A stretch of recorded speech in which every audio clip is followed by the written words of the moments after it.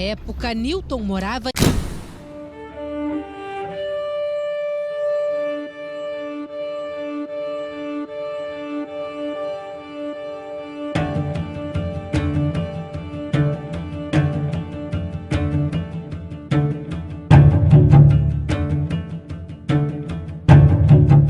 Esse vídeo é um estudo baseado em ciências comportamentais. Sendo assim, não vou expor a minha opinião pessoal sobre a pessoa analisada no vídeo. Recentemente ocorreu no Rio de Janeiro um sequestro relâmpago de 5 pessoas, e durante a fuga, os sequestradores foram interceptados por uma patrulha policial. Após trocarem tiros com a polícia, os 2 sequestradores foram alvejados e mortos. Dentre as pessoas sequestradas, uma delas se desesperou e começou a chorar após ver os sequestradores mortos. Essa pessoa era Leane Renones. Na delegacia foi descoberto um fato importante entre Leane e os sequestradores. Aqui na delegacia, os policiais pegaram os documentos das vítimas e dos bandidos para fazer o registro da ocorrência. E perceberam que, curiosamente, Leone, um dos sequestradores, tinha o mesmo sobrenome de Leane, até então uma das vítimas. Conferindo outros dados, logo ficou claro, os 2 eram irmãos. Leane, então, juntamente com seu namorado Newton, passaram a ser os principais suspeitos de encabeçarem o sequestro. O ponto principal de um sequestro é o imediatismo. Sequestradores são impacientes e ansiosos. O corpo deles está sob uma cascata hormonal misturada por conta das emoções de medo e de raiva. A adrenalina, então, vai para as extremidades dos membros, como as mãos, e é por isso que é mais provável que eles ataquem as vítimas com socos ou tapas.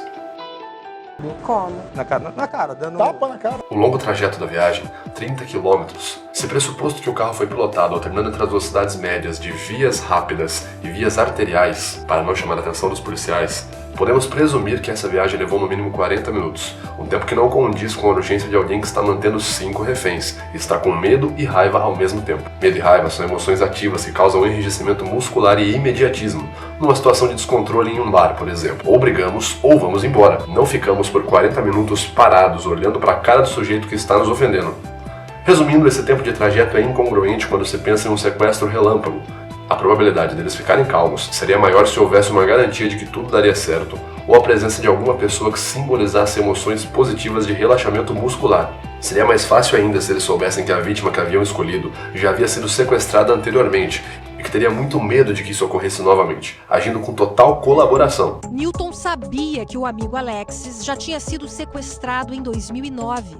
Ficou 45 dias acorrentado num cativeiro em São Paulo. Após uma longa busca no Google, em intervalos de tempo de 2016 até 2017, não fui capaz de encontrar um único artigo falando sobre o sequestro de Alexis, o que me leva a pensar que apenas as pessoas mais próximas a ele teriam essa informação: seus pais, sua namorada e o seu amigo Newton. Aqui temos raiva.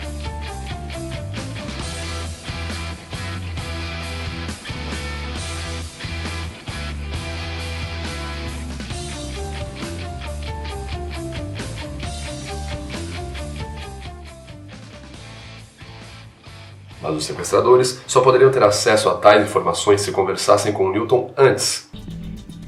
Nas imagens, 2 homens chegam de moto num prédio do Rio de Janeiro, do último dia 25, sexta-feira, 22 horas e 36 minutos. Um rapaz atende.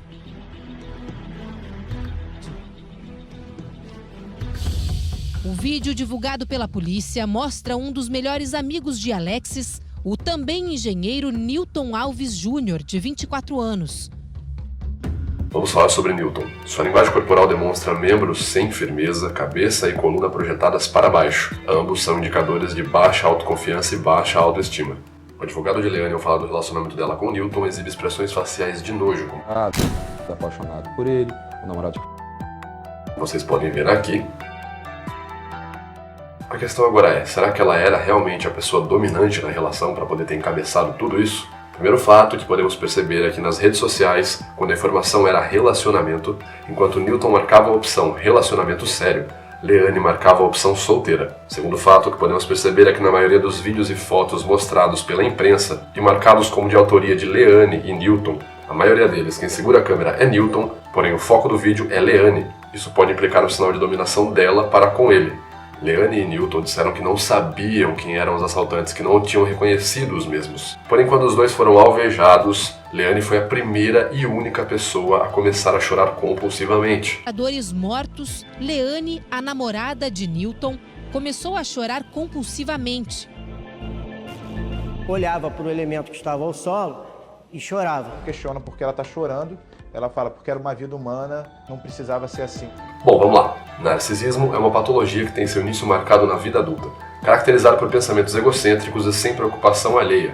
Um dos sinais básicos do narcisismo é a adoração pela própria imagem.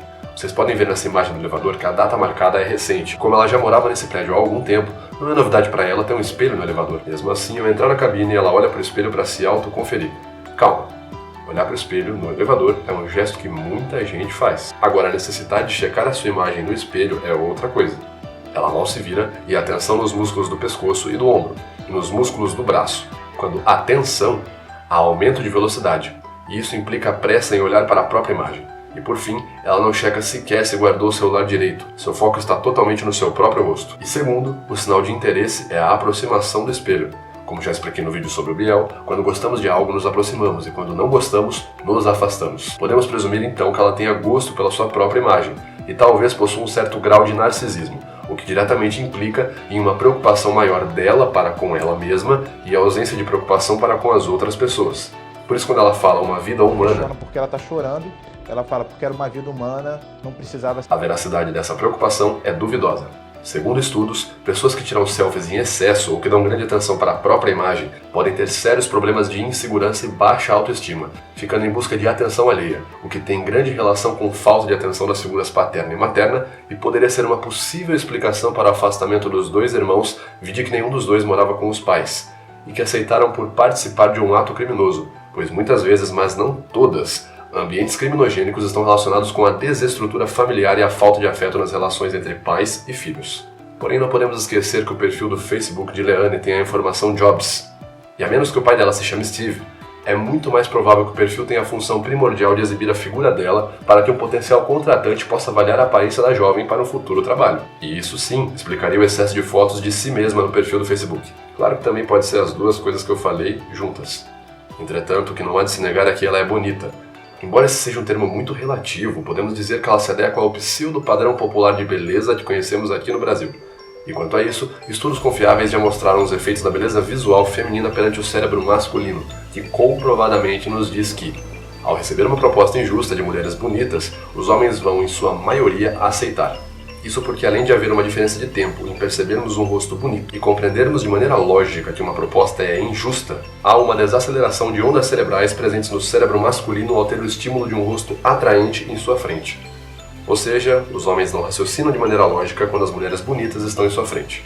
Importante ressaltar que esse estudo foi realizado com homens heterossexuais. E além de tudo isso, existe o conhecido efeito halo, que é um viés de afirmação feito por nós quando simpatizamos com uma pessoa por suas qualidades aparentes. Por exemplo, se uma pessoa bonita conversar com você na faculdade e comentar sobre o seu trabalho, é bem capaz de você projetar a ideia de que ela não só é uma aluna esforçada e competente, como também é alguém responsável e muito trabalhadora. Resumindo, uma qualidade positiva como o rosto bonito pode nos levar a pensar que todos os outros pontos também são positivos. Na delegacia, ela usa Newton como figura de proteção, manipulando o mesmo de acordo com a posição que ela quer que ele fique. Ainda vemos também que quando eles estão no balcão da delegacia de polícia, ela apoia os braços por cima de Newton. E como vocês sabem, gestos de cima para baixo estão associados à manipulação e dominação. A gente falou assim, tanto para ela quanto para ele. O sequestrador, o que veio a óbito era o seu irmão. Aí a gente esperava ver um espanto, algo assim, como se fosse, querendo ou não é, uma reviravolta de novela. Então a gente estava esperando uma reação minimamente de surpresa em relação a eles. Não demonstraram em nenhum momento surpresa. Como nós já sabemos, as emoções são involuntárias, ou seja, você não consegue manipular uma emoção e muito menos as expressões faciais.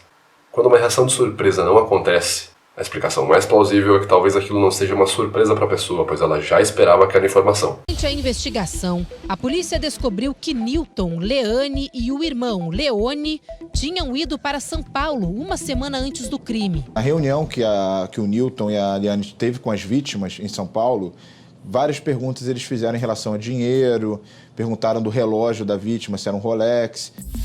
Leone não esteve no encontro com as vítimas, mas no mesmo dia ele tirou uma foto em São Paulo, encostado no carro de Newton, e publicou nas redes sociais. Se tem uma coisa que podemos perceber em crimes premeditados por pessoas que eram próximas das vítimas, é que incongruência, inconsistência e provas contrárias à versão contada nos depoimentos policiais quase sempre são sinônimos de premeditação e envolvimento com o crime. No livro Casos de Família, Ilana Casoy destaca muito bem esse ponto ao mostrar os interrogatórios realizados com os irmãos Cravinhos, com Suzane Richthofen e seu irmão Andreas Richthofen. Além das versões serem contrárias umas às outras, primeiro, todas as pessoas tinham a mesma versão da história. Quando foram interrogadas separadamente, além das versões serem contrárias, as provas que foram encontradas ao longo do caminho eram avessa a toda a história que tinha sido contada anteriormente. Então, o que os suspeitos faziam? Davam uma nova versão da história. Resumindo, vários podem ser os fatores que podem nos levar a contar uma história e depois recontar ela ou mudar algum ponto de vista.